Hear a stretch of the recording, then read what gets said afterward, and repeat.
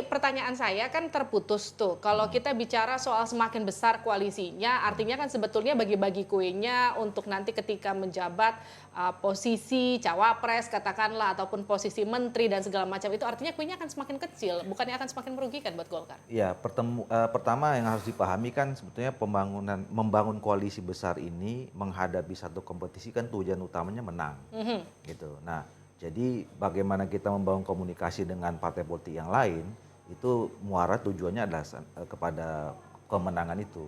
Nah, oleh karena itu ini berkaitan juga dengan soal strategi dan kalkulasi politik.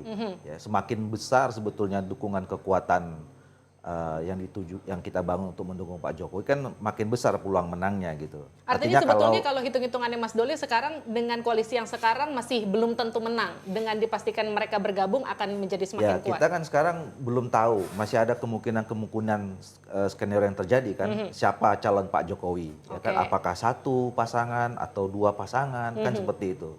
Nah, kalau bertanding itu kan kalau kita sudah bisa memastikan misalnya berapa banyak kompetitor kita dan siapa saja itu kan lebih mudah kita mengaturnya. Kalau sudah kita pastikan misalnya kekuatan kita lebih besar dibandingkan misalnya berhadapan dengan satu kompetitor, saya kira kan peluangnya lebih besar. Nah, oleh karena itu kami sebetulnya di Golkar ini berharap komunikasi yang terbangun sesama koalisi pendukung Pak Jokowi ini juga segera lebih maju ya kepada pembicaraan tentang mekanisme, misalnya mekanisme penetapan calon wakil presiden, penetapan bagaimana kita membangun komunikasi dan mengajak partai politik yang lain gitu ya, sehingga ketika nanti partai-partai politik lain itu memang akhirnya bergabung kepada kita ya, kita sudah punya format ya, tidak lagi bicara nanti tidak ujuk-ujuk udah lagi dekat kalau menurut Anda gitu. Nanti setback lagi bicara tentang bagi-bagi kursi dan segala macam seperti itu. Nah, itu yang kita harapkan. Jadi porsinya kalau menurut Anda sebenarnya sudah ada, tinggal mereka mau bergabung atau enggak begitu?